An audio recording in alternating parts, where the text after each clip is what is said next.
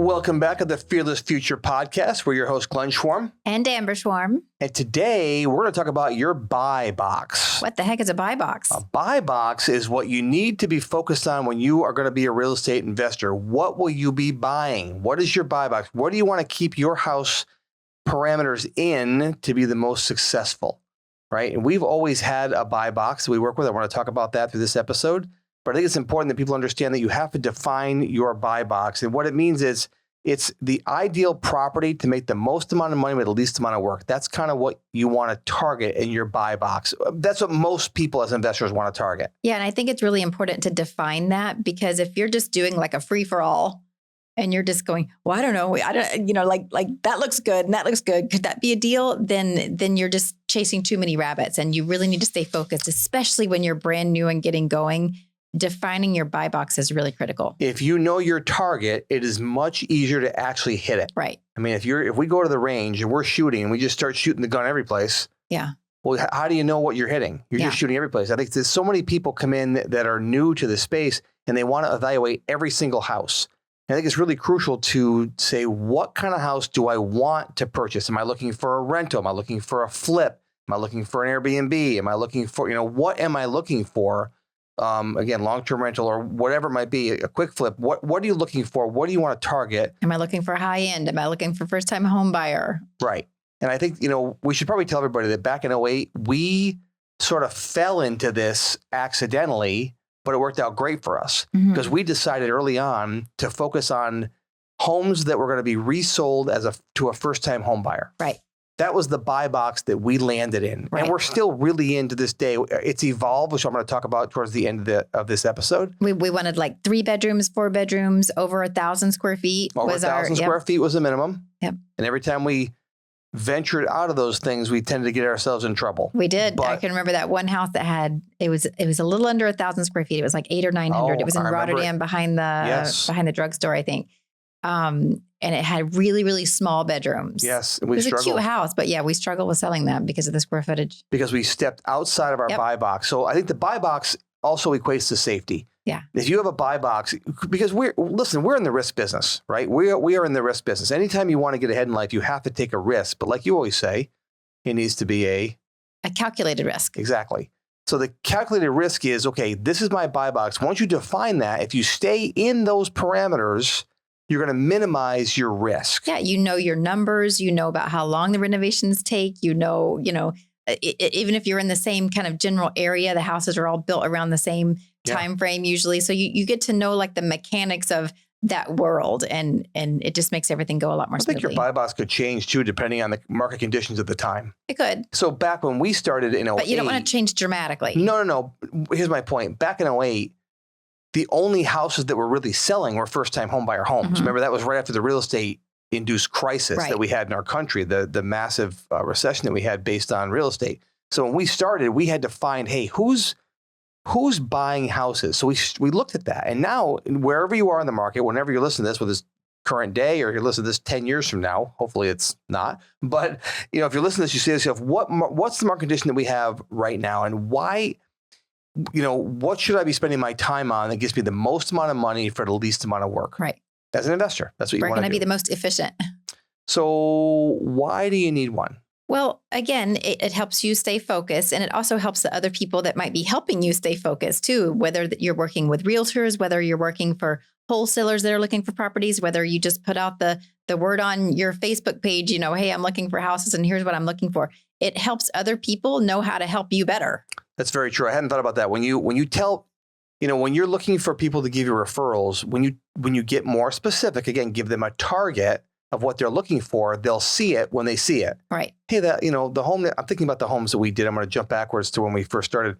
One of the things we started to target that we did really early on was homes that were maybe around 1,000 square feet, but didn't have a finished attic. Yes. That was our bread and butter. We did a lot of those. We did. They had walk-up attics. So we would just convert the whole attic into living space. We would usually put a master bedroom with an ensuite up there, and we would take what was a little 2-bedroom, 1-bath house and convert it into a 3-2. Yeah. And people loved those. Those sold like hotcakes. And that was one that was our ideal buy box. We made the most profit on those deals. Yep. We actually created square footage. Right. because there was no. It was already under roof. The upstairs was an attic, Yeah. so we actually created square footage in the house, Right. and that was a good thing. So anyway, we had a cookie cutter assembly line, didn't we? We still do. We did. That got a little boring to me after a while.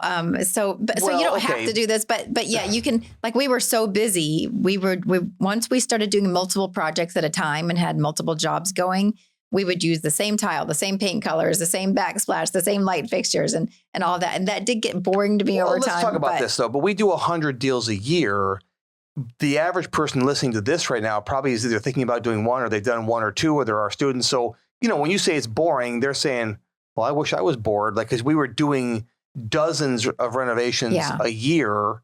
And so it was a lot of the same. So I understand why you were bored, but I think we should preface that. People aren't going, well, she's kind of a snob, right? So, but we were bored because we did so many. But we wouldn't have been able to do so many had we not had the cookie cutter assembly line. Right. Right. And so we knew what our buy box was. We knew what the materials were going to be. Our contractors, how much they cost. Yeah. Roughly, the contractors knew pretty much what to do. And we got so people, the name of our company, if you don't know us, is Signature Home Buyers. That's one of our companies. And it got so people would say, oh, that's a signature house. That's a signature house. Yeah. And they still say it to this day. Yeah. Oh, it's a signature house. And so they got to know what that was. And so I'm thinking about the one time that we found out that one contractor was stealing from us. Oh, he has a signature house. Yeah, they said, oh, your contractor has a signature house. All the overage he was taking home instead of returning to the store. Yep. Yeah, remember that? Yeah. I do. That's a whole different episode. Wasn't too happy about that. Yeah, not so honest contractors. But it does, by knowing those costs, it makes it a lot easier to evaluate the house. And when, what's that saying in that movie, Money Like Speed? Money like speed. Money like speed. And so when you're evaluating the house and you're able to make those quick decisions and buy the house because you know how much it's going to cost, and it does just make everything run a lot more smoothly, having that defined buy box, and it keeps you focused. It 100% does. Yeah. And I think it got to the point where I could look at a house when we were actively in the business. Now so for listeners, we still do over 100 deals a year, but Amber and I live in Florida and our business operates in upstate New York. We have a wonderful leadership team that handles all the day-to-day operations. So we're not involved. We've evolved. We've grown leaders in our team so they can do that. And that's the type of business that we wanted to run. We wanted to be more owners than we were operators. Right. So when we talk about we still flip, we do. We're just not in the day-to-day trenches all the time like we were for the first 800 deals or whatever it was. So something like that. But I think it's important to know that when I looked at a house back then, I would roughly know what we could pay for it. You were freaky good at that, actually. I Within like a few $100s or a couple $1,000s, you were like, you would say it in your head or out loud, but and then we would go and put it on paper, and you were always like right there. Yeah, because we had a buy box. Yeah. Because we knew what we were going to do, and I roughly knew based on previous experience what it was going to cost for this deal. Right. So it got so I could make really fast decisions. And so having a buy box allows you to make fast decisions so you can close deals. Right. Because the faster you can make a decision, the faster you can lock a deal down. Right. Like that's really important. So that's important. I think it keeps you focused too, don't you? Oh, 100%. Because again, if you're chasing too many rabbits and you're like, do I do this one that's a higher end house, or do I do this one as a Section 8, or like having that defined buy box keeps you laser focused. And it's like that analogy that you say in the workshop. If you're picking out a certain color, you like look around the room and say what all you're looking at, and then you say, okay, how many red things did you see? And then the next time you look, you see all the red things. Right. Or if you have a red car, you buy a red car, and then all of a sudden you see all the red cars. Everybody has a red car, yeah. So having that focus on your buy box lets you identify those and pinpoint them a lot easier. You can choose what it is for you. Now, I have an old friend who I actually played Little League with and then actually graduated from high school with. We've lost touch, but great guy. I reference him often because he and his father own like 100+ units in a place called Arbor Hill in upstate New York. And it's the ghetto. I mean, it's rough. It's gang territory, all that kind of stuff. I remember him in high school having to clean brain matter. This is back in the 80s, before they had like these restoration companies that were committed. He had to clean brain matter because there was a gang killing in one of their apartments. Oh, that's lovely. And they had it rented a week later. They just ripped the carpet out and put it in. They just rented it out. But that's their buy box. Yeah. They got really good at buying those, what I would call crappy apartments, but that's what they did. That's where they made their money. They had a lot of cash flow. They liked it. Yeah. And that's just what their buy box. Now, again, that's not my buy box. So it's important that you know that other people have their own buy box. Right. And don't be distracted by theirs. Right. When you're first starting, you're like, oh, maybe I should buy Section 8. Like you said, maybe I should buy this. Maybe I should flip big houses. Maybe I should flip $1 million. Maybe I should flip beach houses. Hey, simmer down. Find one thing and get good at it before you expand out. Right. I think that'll make you a much better investor. And when you're brand new, having that focus and you're also minimizing your risk too by sticking with the first time home buyers, for example. Because if you're brand new and you're doing these $1 million beach houses, that's a lot of risk when you don't know what you're doing. That's right.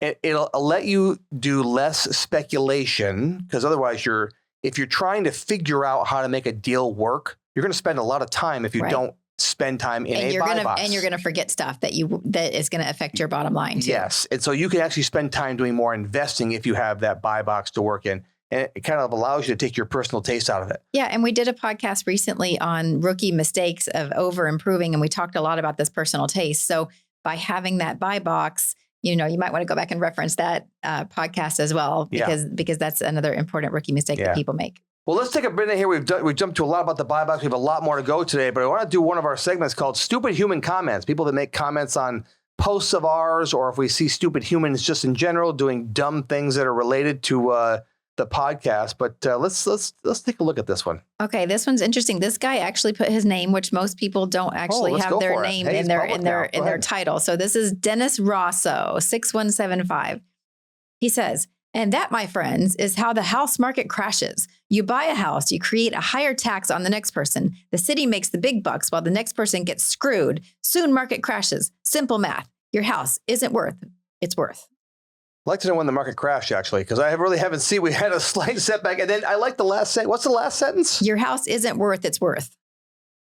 Actually, your house is worth exactly what it's worth. I mean, your house is worth exactly what someone's willing to pay for it. So your house is worth what it's worth. And I love how he just thinks it's that simple. Like there's not a lot of other economic factors that go into a housing market crisis. Yeah. I mean, do you know what the original post was that was on of ours? That I don't know. I don't know what the string of comments was, but sometimes people put some crazy comments on there. I'm always like, what are you talking about, dude? So yeah, well, probably just that we're buying houses at all to flip and then selling them for a profit. People get mad. I don't understand why people get mad about people that flip houses. They're like, oh, they're causing all the problems. You're making houses not affordable. But their houses are were dumps. They're run down. Yeah, most of these houses are run down, outdated. The people didn't have money to make it better themselves. What would you rather happen? Your whole neighborhood just dilapidate and just not be worth nothing? So now your house is worth more money. We have to pay more taxes. I don't know. Depends if you're homesteaded in your state or you have star exemption. You probably don't have to. So, all right. What's his name? Dennis? Yes. Dennis thank Rosso. you. Thank you today for being the selected person for the stupid human comments. So, hey, let's get back talking about our buy box today and what happens if you don't have a buy box. Yeah. If you don't have a buy box, you're going to get into deals that you never should have touched in the first place. Gosh, we've never done that, have we? Oh, never. Let's talk. We've never taken any risk like that. Let's talk quickly about that. So we were 4, 5, 6 years into our career probably, and we had done several hundred houses. We decided to take a leap, and we took on a 5,000 square foot home in a really ritzy neighborhood that was way above our price point. We were buying houses back then for like 50 to 100,000, right, and selling them for like 180. That was a normal price. I know that sounds crazy now, but that's what it was. It's because real estate always goes up in value. So we decided to buy that house for $250,000, and we thought we'd sell it. The assessed value was $700,000. So we thought, how could we possibly lose on this deal? What we didn't take into consideration is with a house that size. I mean, let's see, it was 5,000 square feet. So that was, 3 or 4 of the normal houses that we would do. So we didn't take into consideration the amount of time it would take to paint, to do the floors, to do all the renovations, just to, there were probably 4 or 5 bathrooms in the house. The curving banister. The banister. There was a hot tub in one of the rooms. It was an indoor hot tub. Big hot tub. Like built-in. Built-in hot tub. Yeah. And a huge pool out back. Remember that? Oh, yeah. And it had a study, a library, yep, and all kinds of things that we were like, oh, we'll just paint that. It'll be fine. Formal dining room. Double fireplace. Yeah. Yep.